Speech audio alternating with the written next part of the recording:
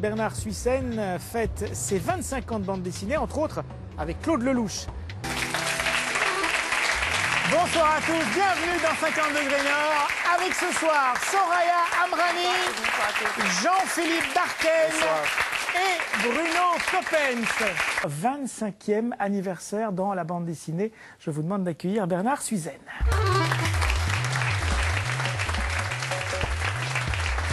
Bonsoir, bienvenue. Alors, avec Bernard Suissène, il faut des valises, parce que c'est vrai qu'il a une actualité très lourde. Alors, il y a la réédition d'abord. Oui, c'est ce que vous avez dessiné à la fin des années 80, début 90, avec Gaston Leroux, enfin pas avec la collaboration directe bien sûr, puisque André-Paul Duchâteau est passé par là pour le scénario des fameux deux grands romans de Gaston Leroux, Le mystère de la chambre jaune et Le parfum de la dame en noir. Il y a ensuite, alors là on rentre un petit peu dans la pipolisation de la bande dessinée, il faut bien l'appeler comme ça. Vous signez également les dessins de l'heure de la sortie, c'est le premier tome, qui a été scénarisé par Adeline Blondiot. Pourquoi c'était une amie ou Mais on s'est rencontrés à Angoulême, on a sympathisé. Et, il faut rappeler qui c'est quand même, Adeline Blondiot. C'est l'ex-femme de... Ça, je sais. Hein. Oui. C'est l'ex-femme de Johnny C'est pour ça que je me tourne vers vous. Et elle joue dans Sous le soleil. Voilà. Et donc maintenant, elle est scénariste.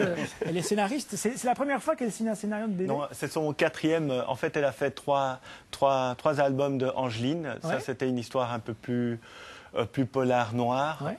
Et ici, c'est son premier album humoristique. Voilà. Vous trouvez qu'elle a du talent. Et alors, troisième bande dessinée, Si Dieu le veut, c'est un one-shot, c'est donc c'est un seul tome, et ça sera peut-être d'ici 1 ou 2 ans un film. En tout cas, votre scénariste l'espère, et c'est pas n'importe qui, c'est Claude Lelouch. Oui, alors, vous aviez déjà travaillé avec Claude Lelouch sur l'adaptation en 2 tomes, il y a quelques années, de son film Toute une vie, un film qu'il avait réalisé dans les années 70. Là, c'est un scénario original. Avant de plonger dans ces bandes dessinées, je voudrais qu'on voit. On va faire un petit peu une petite soirée people, un petit peu de mondanité dans cette émission, puisque il y a quelques jours, parce que vous adorez ça, oui. Une petite coupe de champagne pour Jean-Philippe Darken.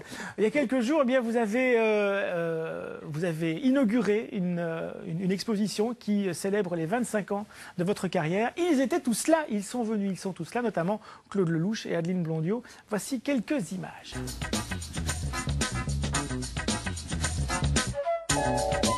Bernard, c'est un enthousiaste. C'est vraiment un fonceur.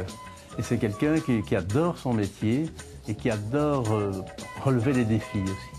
Donc c'est quelqu'un qui est un peu comme Rouletabille finalement. Une fois, j'avais un scénario que j'ai envoyé à lui et à notre éditeur, et mon éditeur fait « Pas drôle, non ? Moi, ça me fait pas rire, c'est pas du tout mon humour. » Bernard m'appelle, alors moi, j'étais mort de rire. Je rappelle l'éditeur, je fais « En fait, tu n'as rien compris. C'est très très drôle. Je vais te réexpliquer le gag. » Et je l'ai fait, et je n'ai eu cette force-là que parce que Bernard était derrière moi en me disant non, moi ça m'a fait rire, c'est vraiment drôle. Et on ricane des mêmes choses. C'est ça qui est très important. C'est quelqu'un, n'est-ce pas, qui a tous les talents, parce qu'il est aussi à l'aise dans le semi-réaliste que dans l'humoristique. Et il a fait aussi des progrès absolument étonnants, parce que depuis qu'il travaille notamment avec Claude Lelouch, c'est extraordinaire la qualité des albums. Il y a une profondeur, il y a des décors remarquables, des personnages très étudiés, psychologiquement bien vus. Bernard a eu envie que, pour la première fois, je fasse peut-être en bande dessinée un film avant de le faire.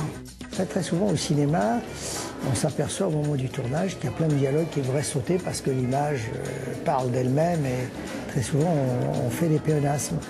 Et là, j'ai pu vérifier tout de suite, pendant la fabrication de la BD, qu'il y avait peut-être des dialogues en trop, puisque l'image était assez forte pour les remplacer. Donc, non, j'ai encore appris des choses à mon âge. Bernard, c'est un bonbon.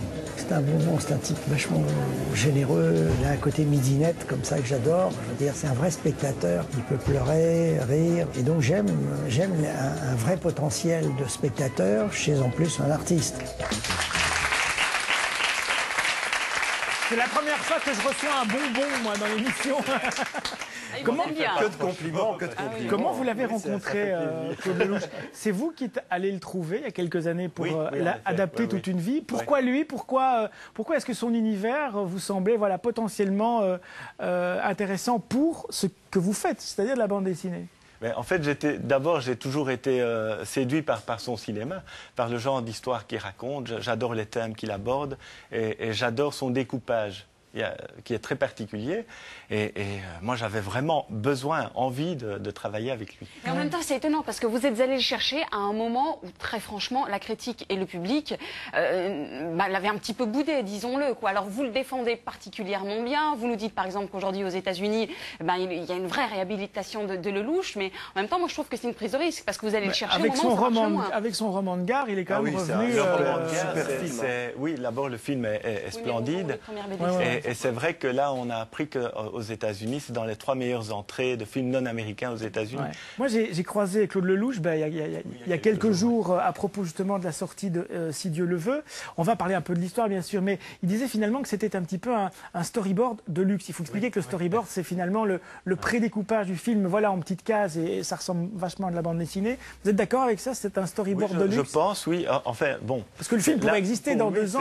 Moi, je l'ai conçu comme une bande dessinée, sans penser du tout à un storyboard. Mais comme lui, il a l'intention plus tard d'en faire un film, il voudrait en faire son premier film américain. Donc c'est un film qui tournera aux États-Unis. Ouais. Mais quel est l'intérêt finalement? Parce qu'il va peut-être sortir son film. Je me fais un peu l'avocat du diable 2 secondes.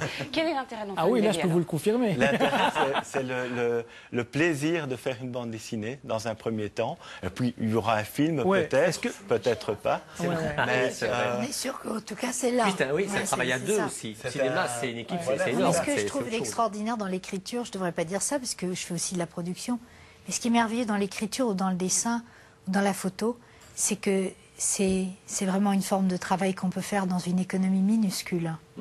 Et que ce qu'il y a d'effrayant avec le cinéma, c'est que c'est une économie gigantesque. Et que à partir du moment où il y a tellement d'argent, il y a des codes et on n'est pas complètement libre.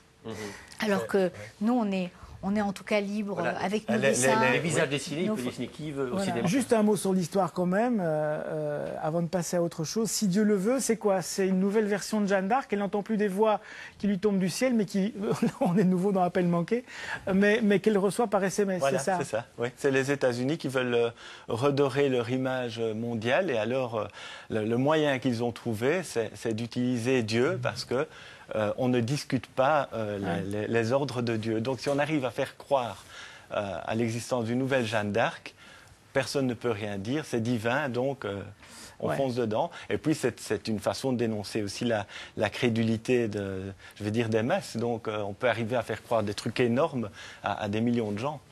Voilà, c'est donc Si Dieu le veut, c'est chez Emmanuel Proust, et donc c'est un one-shot. Je suppose que vous allez continuer à collaborer avec Claude Lelouch, ça va pas s'arrêter. Ah oui, on a commencé l'aventure, c'est l'aventure, c'est-à-dire qu'on va faire une bande dessinée. Bon, il y a le film, mais là on va s'amuser à faire toutes les scènes qui ont été coupées. Il fait la suite aussi. Oui, il prépare la suite avec les survivants déjà.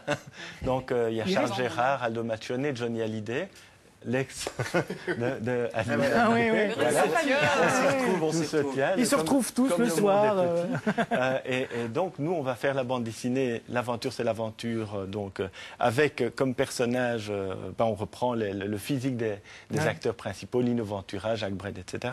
Et puis, on aura le plaisir de faire en BD, avec des acteurs qui sont décédés depuis longtemps, toutes des scènes qui n'ont jamais pu être tournées. Ce sont les bonus. À l'époque. Voilà. Les bonus comme dans les DVD. C'est jusqu'au 16 octobre qu'on peut visiter à Bruxelles. C'est à la galerie Héroïne, c'est place du Châtelain, qu'on peut donc visiter cette exposition consacrée aux 25 ans. Et là, on découvre aussi que vous êtes né à la fois entre les Schtroumpfs et Bob Demore, puisque vous avez travaillé avec Peyo et vous avez travaillé aussi avec Bob Demore, à la fois dans La Ligne Claire et dans Les Gros Nez, comme on les appelle. C'est jusqu'au 16 octobre.